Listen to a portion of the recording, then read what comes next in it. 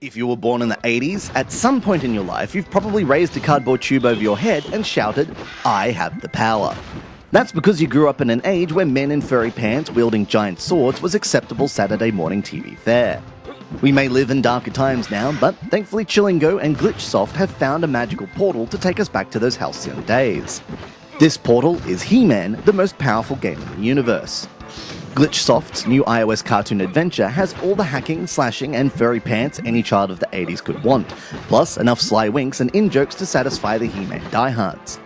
Throw in a clever control scheme and a decent challenge, and you're left with an utterly brilliant blast from the past.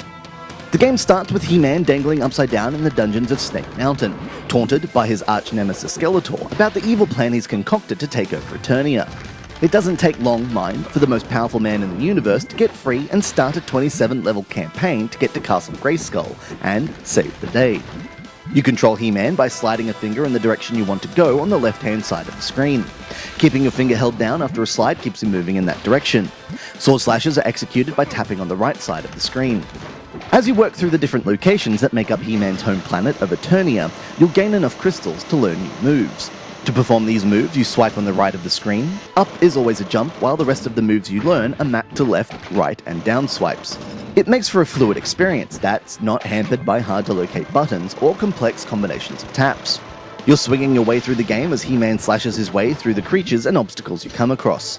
Those beasts and blockages pose a pretty stiff challenge. While the first few levels walk you through the different parts of the game, including your special Grayskull power, which makes you invincible and super strong for a burst. Once the hand-holding is over, things get pretty tough.